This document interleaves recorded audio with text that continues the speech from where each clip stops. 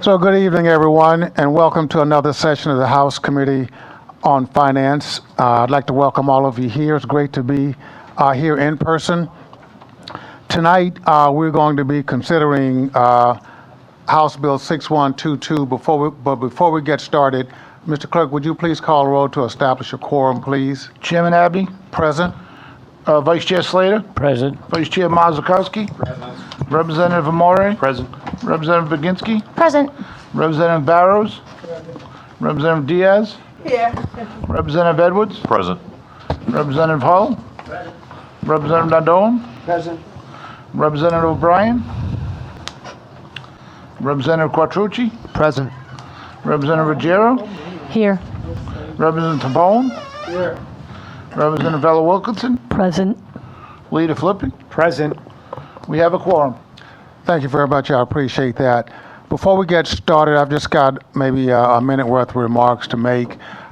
First of all, this is an important hearing. All hearings are important, but tonight it's an important hearing, and I want to make sure that our guests in the audience and we understand what we're doing.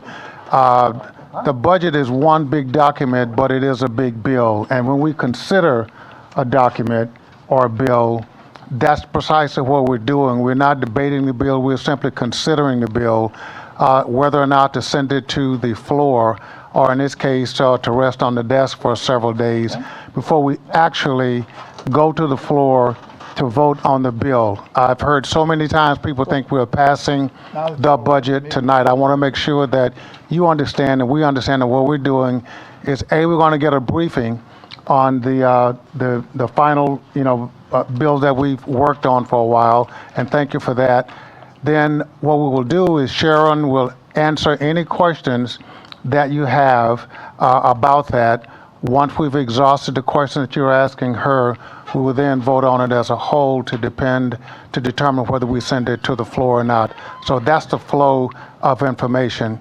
So the first part of it will be a briefing, and as usual, if you have a question, please ask her questions based upon what you're looking at, and then we will make sure we're all on the same sheet of music when we're doing so. So with that in mind, Sharon, you're on, please. Yeah, he was good. Oh, O'Brien? Oh, O'Brien, okay, I'm sorry. Where'd he go? Oh, he's on WebEx. Okay. Yeah. He's in that little box. O'Brien, you're trying to be sneaky on me, young man. Yeah, okay. Rep. O'Brien is here also. So we're good. We have a quorum. Okay. They're trying to confuse me before we get started on a confusing journey here. Okay, Sharon. Thank you, Chairman, members of the committee. As I typically do for you, I'll just take you through an explanation of each article before you, talk a little about what's in there and perhaps what's not in there, how it's different from what you've been considering for the past really only 3 months, although some of these issues date back a year or so, and you've been considering them for some time. Tradition holds we start with Article 2, so I'm going to do that. Article 2 is called State Funds.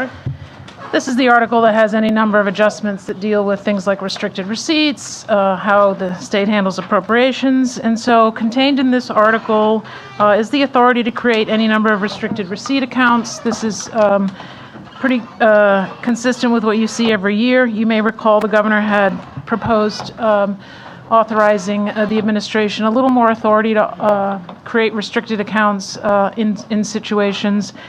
This allows that authority, but in a limited number of situations, and instead provides appropriate statutory language where needed in each department. For example, there was a provision that would have authorized the OMB to create restricted accounts anytime there was an escrow that needed to be converted. What the language before you does allows that if for existing escrows only, and so that cleans up an old backlog, but doesn't create a situation where that's a door to a restricted receipt account. So just an example here, there. One item in here relates to the payback of the Rhode Island Capital Plan Fund from rainy day funds borrowed as part of the closure of the FY 2020 budget. You recall that the enacted budget allowed for a 2-year payback, and then the governor's budget proposed spreading that over 3 years. Instead, what you have is the full payback in this current year, $120 million. And then, so the article simply deletes that language that ever allowed any extension. There is some additional language here confirming the legislature's authority over appropriating federal funds. I believe that's in Section 5. That's something new. There are, again, some additional restricted receipt accounts and the requested language allowing for some federal funds to help DOT meet its, the state meet its requirement for funds to RIPTA. I don't think I'm missing, and with respect to DOT, there's also a requirement to enhance the reporting that you get quarterly. With the Roadworks program, you provided requirements that you get quarterly reports on projects underway and their costs. What this does is it adds a new requirement that you also be made aware of new federal discretionary grants that have been applied for, and if any have been awarded. That way you have a better handle on how much additional state match is being sought. You may recall that each year you're presented with the need to provide additional resources in the face of federal grants that need match, it's a nice problem, but it's also an issue where you do have to find the resources. So in order to help you better prepare for this happening, that requirement has been added. And that's Article 2. I don't think I missed anything of note, and so if you like, we can move on to actually, let me note one other thing. The governor's budget had proposed allowing for a grants management assessment in order to handle the new state grants management system that was proposed. And then early June, you heard a proposal to dip into the state's American Rescue Plan flexible funds in order to staff the Pandemic Recovery Office for the next several years and have oversight over hundreds of millions of grants. After feedback from the committee, the administration went back and reworked its plan and kind of folded that idea into the entire grant assessment scheme, where all of the grants they're managing have to contribute a small amount to the state's audit process on this. The state's required to make sure that agencies, quasis, and others are following the rules, so a small portion of their grant will help pay for that. So that was one change that came out of a recent hearing. And so those are the changes, notable changes for you. I'm happy to answer any questions on 2. Thank you. Any questions of Sharon on Article 2 before we go on to the next article? Okay, you can proceed, please. Okay, so Article 3, kind of also an omnibus government reform and reorganization article. This is where you often see transfers and other things that have to do with how the government does business. The proposal before you includes the governor's idea to transfer the employer tax unit from the Department of Revenue. You had a hearing on that. It includes a proposal left over from the 2020 session regarding a risk-based capital for insurers. This was a request that came out of DBR and in the need for some accreditation standard. The license plate reissuance delay is in here. The transfer of the commercial driver's license program from CCRI over to the DMV. And then requested changes regarding the contents of the caseload estimating conference. So you saw a proposal in the governor's original budget in March that asked that this, as part of the state's attempt to come into compliance on the consent decree and its negotiations with the court and the court monitor and the providers, it included a proposal to include that caseload in the caseload estimating conference. It was not originally proposed to start until FY23, and then you had that budget amendment requesting it to be advanced a year. So under this proposal, as requested by the governor, it would now start next year. There's a little bit of extra language to make sure that EOHHS provides the necessary assistance to the department to get that done. The collections unit, the governor proposed eliminating the sunset on that. You had a lot of questions at that hearing, so this allows just a 2-year extension, and you can see where it goes from there. This section also has a provision regarding allowing the department, the governor to set the salary of the Department of Children, Youth, and Families director. You know that in current law, the governor must come to you for authority to raise salaries of members of his cabinet.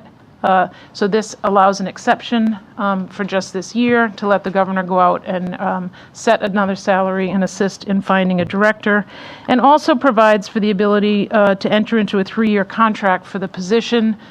Given the time the governor has left in office, he thought that would be helpful to have him recruit high-quality positions, so this allows that. So there's a section here in Article 9 that deals with the emergency powers of the governor. And essentially what it does is in that statute there are provisions whereby the governor can suspend certain laws in order to make things easier to get stuff done. This simply says that that's only going to be good for 180 days unless the Assembly lets that particular component get renewed by concurrent resolution. And that's that's Section 9, if you're, sorry, Section 9, right? That's 9 yet.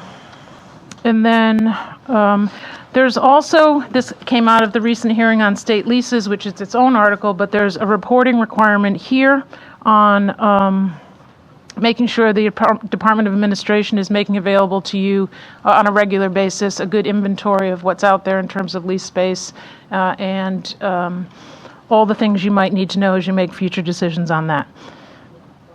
You also have here is the section, again, part of a very recent budget amendment hearing, allowing the Attorney General to keep much more of the multi-state settlement funds to help him fund his office and potentially bring additional revenues to the state. And that as proposed, you saw that was originally $600,000. This has it raised to $750,000. I think that covers the most interesting things in Article 3. I'm happy to answer any questions. Any questions on Article 3, please? Okay, thank you. You can proceed to the next article. Okay, so Article 4, relatively short article, because all it now contains is revised debt proposals for the Memorial Union and the Combined Health and Counseling Center projects. You remember you had a hearing on this. There were some delays in getting those projects underway, some of them COVID-related, some other issues. So the governor came to you and asked to increase the borrowing authority. This is as requested. What's not in here is the 2 IT projects, which the governor requested for DCYF and the state's enterprise resource system. Instead, because of the availability of one-time general revenues, to the state, that money, enough money to cover both those projects being transferred to the IT fund in order to make that available for the state to do that without incurring debt and match the available funds for this project. As you remember, that DCYF project also will draw down some federal funds to help pay for it. So this is a way that some of your one-time general revenues are being used to help offset what would have been annual costs down the road. And so what's before you is just the URI request. That's 4. Thank you. Any question on Article 4? You can proceed to the next article, please. Okay, Article 5 is the revised budget. It used to be H6121. As you remember, the governor proposed changes to the current year budget in separate legislation. It is combined here for you. And so all of the revisions to the agency budgets are in here, and there is, as usual, a nice colorful explanation on the green sheet. The numbered items also match the purple sheet. I did not pick these colors, but I think you can guess who in the room did. So this is an easy way for you to follow the changes to the governor. Just remember, these are not necessarily what's in the budget. It's a change to the governor. If it's new, or it's gone, it's very clear, but sometimes there's an incremental change. So just a reminder. So these changes include, there's about 80 adjustments. For the most part, because you didn't adopt a budget until the end of December, there's not a ton of changes to the revised budget. And important changes in the in Article 5, though, is that transfer to the IT fund that I mentioned. It's a section of Article 1. It's a section of that. And then the Historic Tax Credit Fund is also included in this revised budget, so that additional $20 million to recapitalize the Historic Tax Fund is done right at the close of this year, so that money is immediately available for use on projects waiting in a queue. What you'll see on these sheets, of course, is that there are major increases in total spending from the governor's budget, and a little bit less of an issue in 21, but there's an additional $500 million in unemployment expenses, and that accounts for most of the $680 million increase in spending compared to what the governor proposed to you. Those are probably the biggest things. Obviously, I mentioned the payback to the Rhode Island Capital Plan Fund. That's contained in Article 5.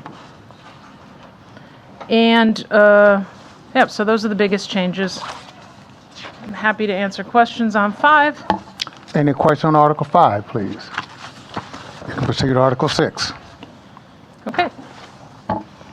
Article 6, taxes and revenue. This is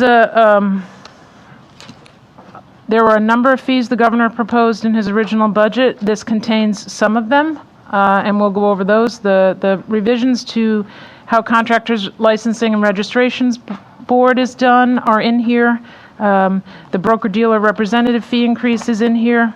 The proposal to increase the Westerly Beach fees is in here. What's not in here is the proposal to increase the parking at the Port of Galilee. That was one fee increase proposed as part of this that was not included. The getting rid of the $10 application fee for the sales tax permits, as the governor proposed, is in here.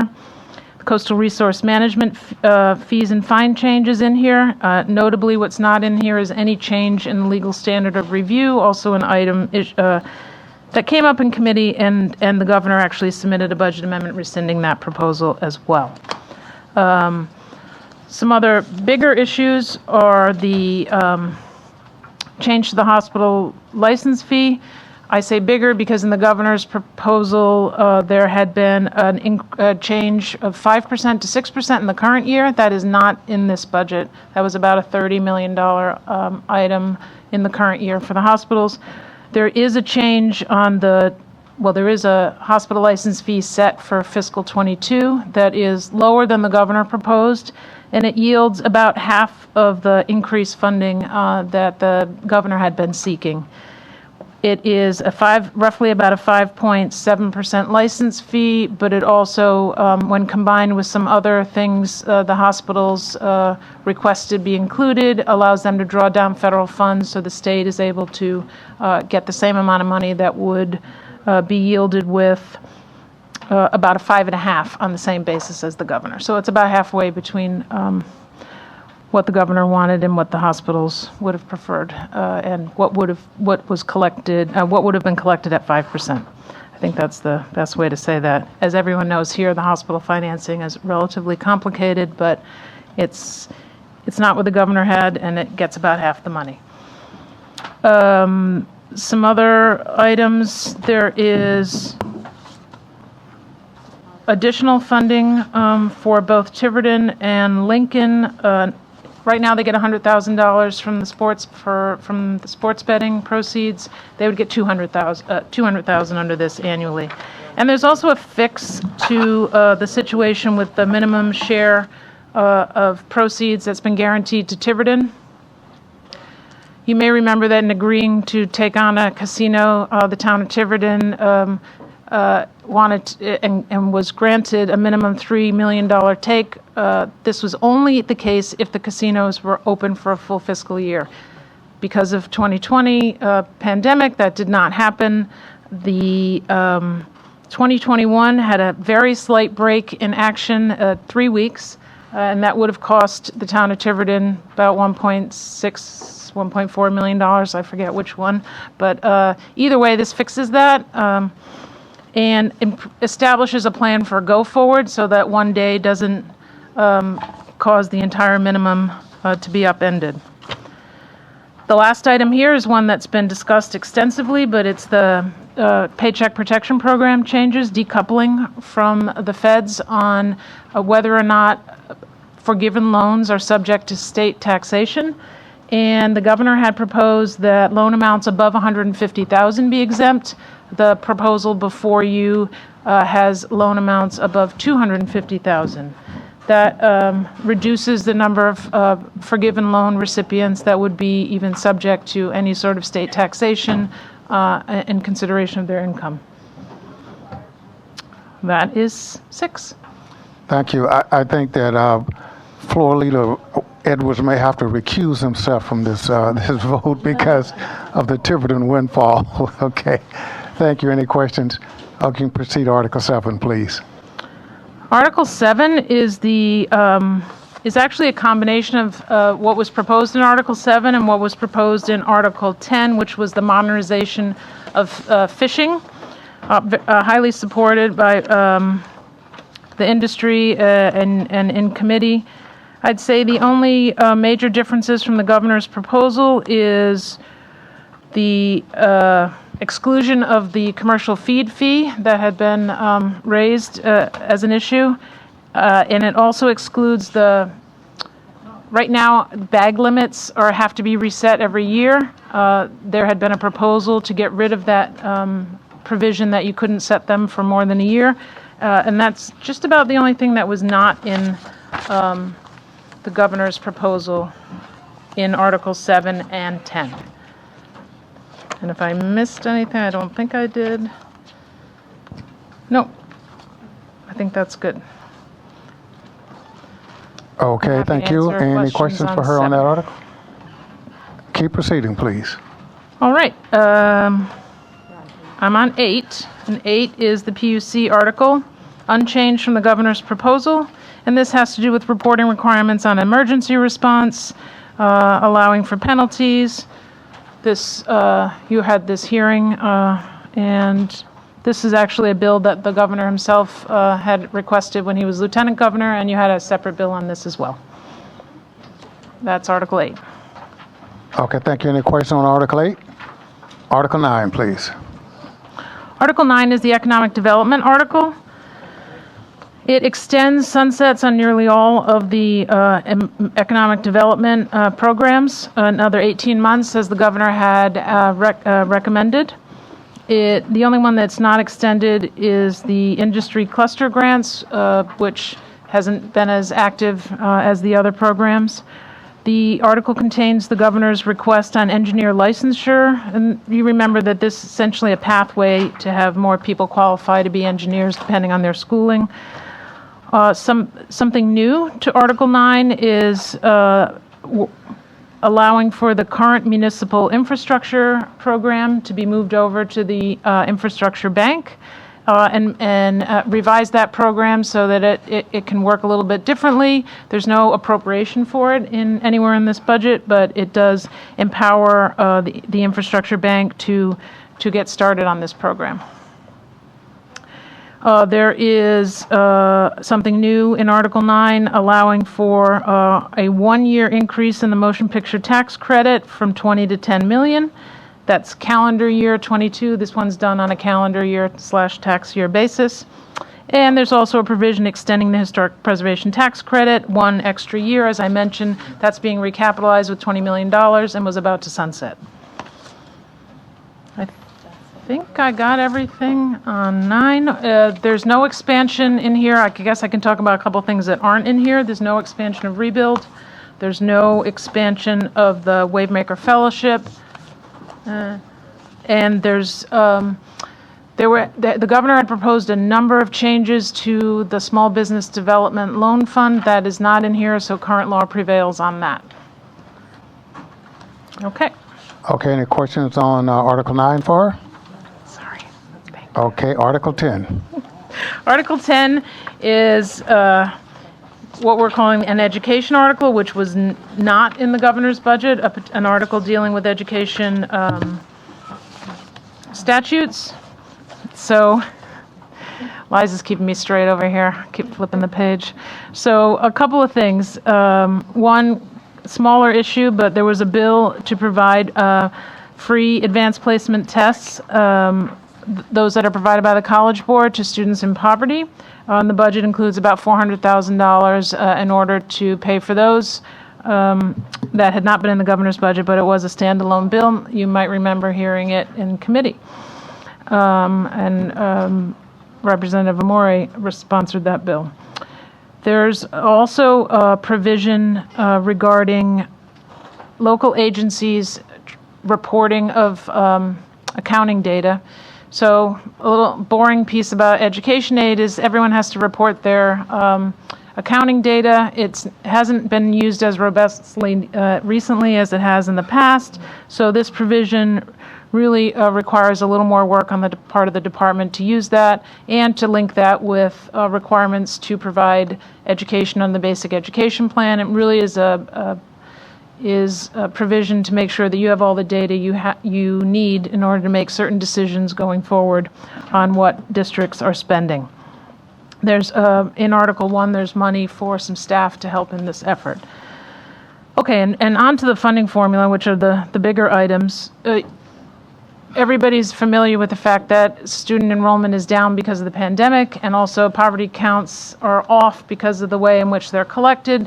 So Section 1 basically puts a provision in your funding formula to say these are measured as the greater of. So if your community has fewer kids, you get last year's enrollment number. So it still runs through a formula, but when you look at, when someone says to you, oh, what student count do I use? You use the one that's higher. March 21 or March 20. So it's a greater of thing. And same deal on the poverty count. So you know that the other element of funding is percent of students in poverty. Many districts reported that, again, pandemic enrollment affected that. And so if your percentage of students in poverty went down, you can use last year's. And this is all done by formula. It's just a greater of scenario. And so this ensures that districts don't get any less because of this enrollment. And I think everybody recalls that the governor had put in over $40 million of education aid, and if the existing numbers ran and were updated, that would have been wiped out. And the federal government does require a maintenance of effort, so this takes care of it, but still allows it to be done on a formula basis. And then lastly, there's a revival of the school choice density aid, limited aid program, and with the expansion of charter schools in some communities that have a high level of charter school attendees, sometimes the students leaving the school provides a hole in that district's budget, and this allows for a $500 payment to compensate for that for a year. It's about $1 million, and if you've got your sheets in front of you, there's, someone's going to tell me what color it is. Oh, it's whatever this is. Yeah, aqua. One blue, one aqua. And actually, this light blue one kind of runs the numbers for you. But while we're talking about it, this one shows you all the federal funds that are shown up in Article 1 that have flowed through the stimulus acts. And if you skip to the bottom, you can see that it's about $540 million contained in the budget that's going to be passed through to districts. This is the result of, as you can see at the top, the December stimulus, which is the Consolidated Appropriations Act, and then the American Rescue Plan, two very large tranches of money.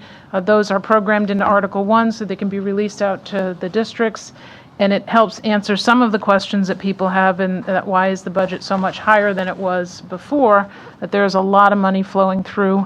And in some cases, the state needs to get this out to folks, but they can make it last. So in some cases, some of these larger numbers is not that it's all going to be spent this year, but the way it shows up on the books is it's going to show up this year.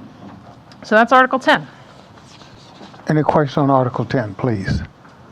Thank you. Proceed to Article 11. Article 11 should be fresh in your mind. You just had a hearing on it, I think, less than about a week ago. It's the state leases. This is in compliance with the state law that requires leases over a certain amount and length of time be presented to you, and it is as requested by the governor. Thank you. Questions on Article 11? Okay, proceed to Article 12. Article 12, I got a special one whole page on this one. Article 12 has a lot going on in it, and it is the Medicaid article. So, kind of by topic, essentially it includes most of the program enhancements the governor had requested. Something that's not in there was a reduction to payments to the managed care organizations. But for the most part, what this budget includes is what the governor had asked for in terms of enhancing the continuum of care through increased rates, changing payment rates to facilities to accept additional patients. It also has an expansion for folks who are staying at home to retain more of their income.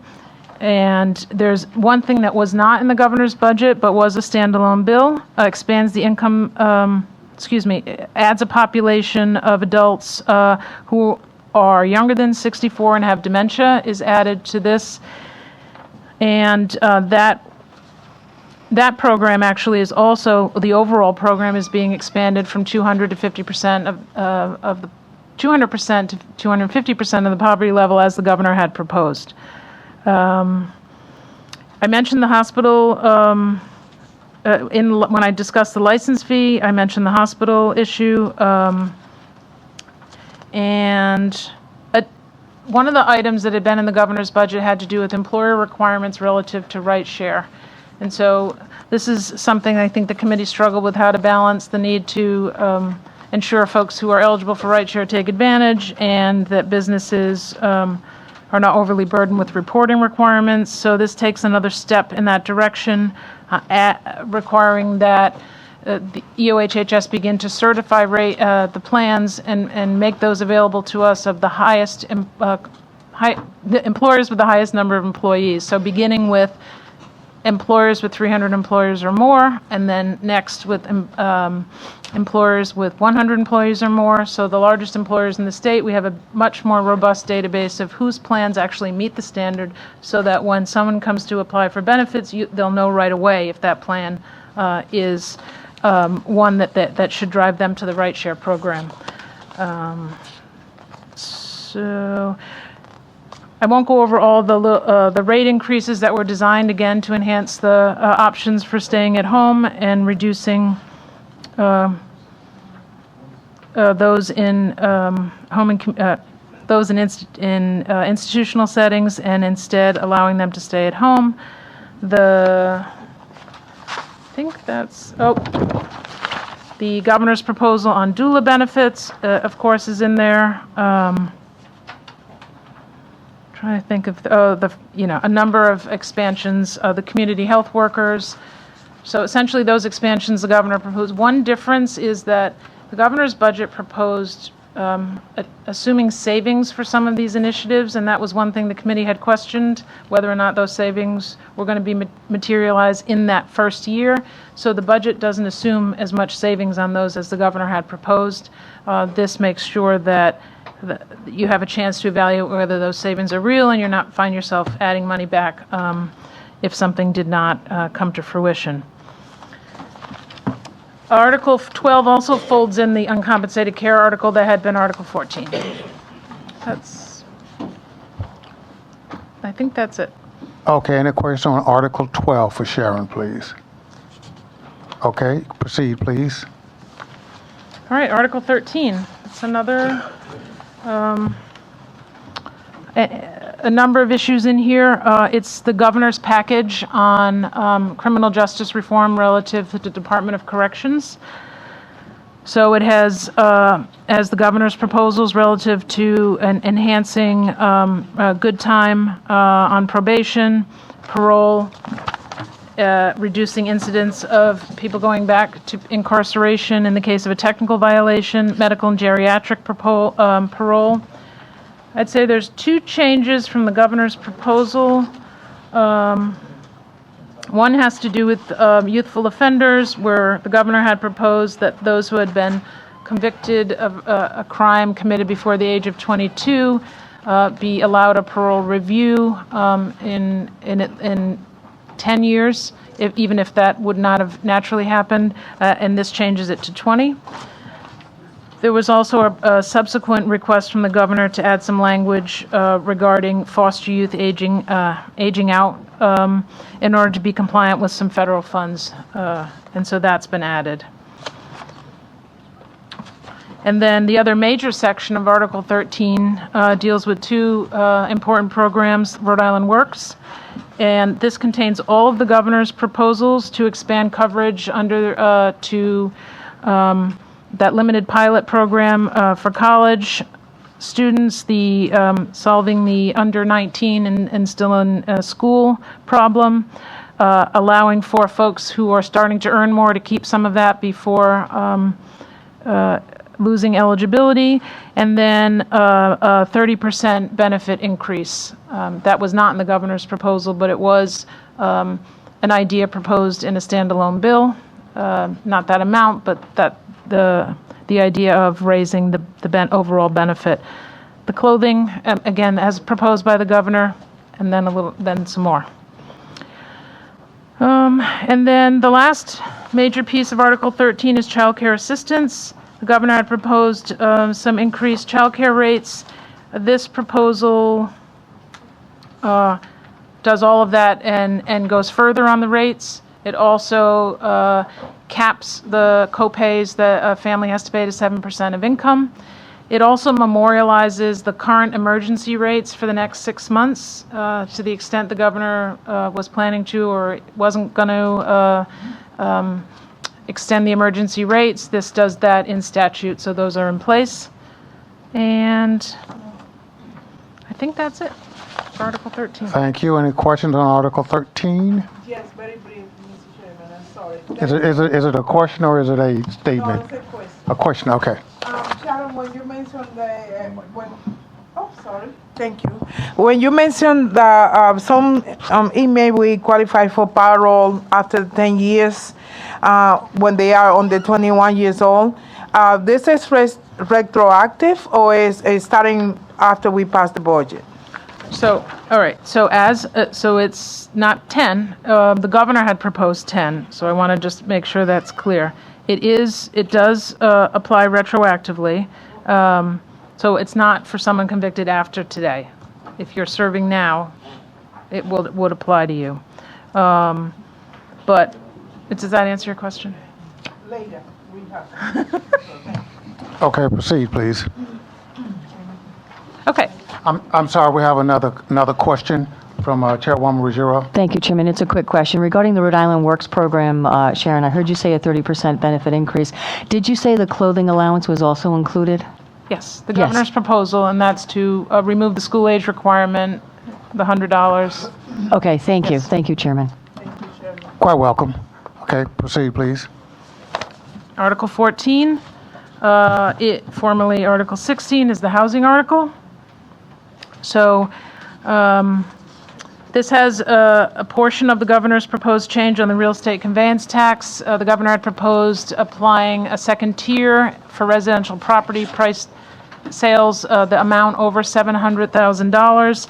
This makes it on the amount over $800,000. It also had a component of it taking a piece of the money that was going to the general fund, so an annual amount that goes into the general fund. It would have diverted to this housing production fund. It does not do that. Instead, Article 1 capitalizes that fund with $25 million of general revenues, which accounts for many years, 10 maybe years of what would have gone in through this mechanism. So there's more upfront money available, and the state revenues stay in place. But the additional real estate conveyance tax also feeds that fund. It contains the governor's proposals regarding uses of that fund. You remember some of the programs you heard about in committee. A notable change to that is ensuring that when we're talking about when we're talking about housing and making sure some of that money goes towards building housing, that there's an emphasis on affordability, and in some cases, very low housing that helps those at the lowest income levels. There had been a proposal by the governor to do a deputy secretary of commerce. That's in here, but more like the speaker had proposed in terms of his housing czar, with a great deal of requirements in terms of who would be qualified for a job like that, and a lot of requirements on what's going to have to be reported out from there. So there's a lot more level of detail in the article before you. It does not contain the reorg of the housing governance structure that had been proposed. Let's see. There is a proposal to memorialize the current livable home modification program run out of the Governor's Commission on Disabilities, supported by about $500,000 in general revenues. This is now established in statute. And then the other new piece, and that really also deals with housing, is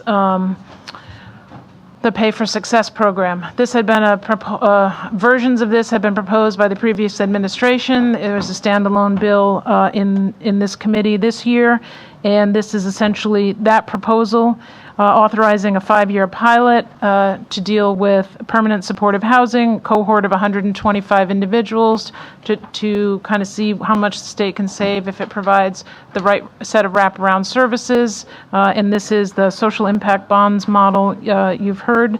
The full potential exposure on this is set aside. We talked in the past about this program, and it's supposed to save money, but this sets aside the money in the event that it's not saved. The state doesn't have any exposure, but the state has a chance to evaluate the program and see what the benefits are. That's Article 14. Okay, any questions on Article 14, please? One other thing just to mention, and I might have missed it, is there was a small piece of the housing article that made sure that affordable housing transfers of ownership are not subject to the real estate conveyance tax. That is in there. Okay. I know that's an important issue for some, and I'm thankful I was reminded to mention it too. Thank you. Any questions? Okay, Article 15. We're going to go back to Article 1 because 15 is the effective date. That's right. Okay, gotcha. Spoiler alert. Okay, Article 1. That's right. Okay, Article 1 is your appropriations for fiscal 22. And I'm not really sure the exit sign combination of Excel file and numbered document. There are quite a few more numbered items, but I'm just going to let you know there's 3 things that are in here repeating any number of times. So it makes it look like there's a lot more changes than there are. One is that the governor had set aside money to pay for a settlement with one of the state's unions over a calculation of wages. That money has been it was distributed in 22 for anyone who had a go-forward cost, about a dozen agencies. 2021, the actual cost was shifted to 2021. But then there was also funds set aside for some increased costs for centralized services. Those were not properly budgeted in the agencies. We've spread that out for you as well, so that accounts for about 30 of these adjustments. And then finally, the governor's budget included savings of about $8 million from the voluntary retirement incentive that was also lump sum budgeted. You'll see that in every one of these, in nearly every agency, there's a VRI savings where the savings attributed to each agency, what they're going to achieve because of this program is now taken out of their budget. So it's just distributed where it was happening. The other major things is the inclusion of direct grants through the last couple of stimulus acts. Now, while there's no money in here, as I mentioned, from the state's fiscal recovery funds, the state stabilization fund, or the capital, those 2 components, remember the $1.1 billion and the $112.7 million, none of that is in here. And in fact, there's actually a provision in Article 1 to ensure that that is not spent and it is not to be construed to be appropriated. The rest, however, there's hundreds of millions of dollars, as I mentioned, on the education aid, the pass-through funds to locals that passes through the state is in here. There's $91 million for higher ed. There's quite a bit of federal funds passing through here. So of the $1.9 billion increase from the governor's budget, 1.7 billion is federal funds. About 300 million of that is unemployment. The rest is just major shifts here.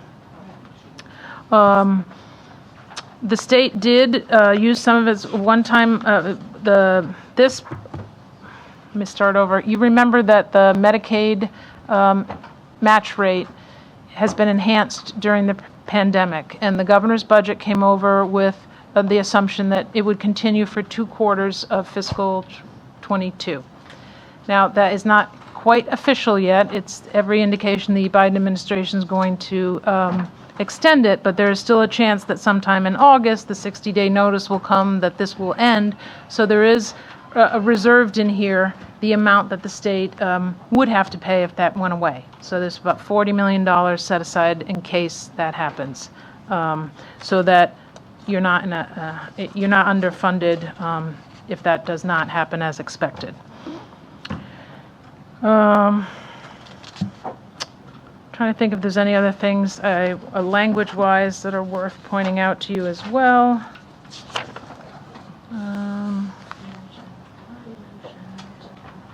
Yeah, I think I got everything, but happy to answer any questions.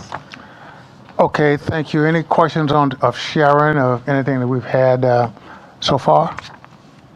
Okay, we don't need to do the effective. Are you going to go on? Article 15 is the effective date. Okay, got the effective date. Okay, great. All right, could I get a motion, please, from Vice Chair Slater? Chairman, I move indefinite postponement of H6122 and passage of H6122 sub A. Can I get a second? And it's been moved and seconded by Chairwoman Ruggiero that we're going to send this to the floor for further debate after the 7-day wait. Can I get a roll call vote, please? Chairman Abney, Yes. Vice Chair Slater, Yes. Vice Chair Mazurkowski, Yes. Representative Amore, Yes. Representative Baginski, Yes. Representative Barrows, Yes. Representative Diaz, Yes. Representative Edwards, Yes. Representative Hull, Yes. Representative Nadone, No. Representative O'Brien, Representative Quattrucci, No. Representative Ruggiero, Yes. Representative Tabone, Yes. Representative Vela Wilkinson, Yes. Representative Leader Filippi, I'm sorry. No. 12-3. 12 yeas, 3 nays. Okay, so it now goes to the floor for further real debate, but it has to be wait on the desk for 7 days, technically. So if there are no further questions and no further business of the Finance Committee, we are adjourned. Thank you.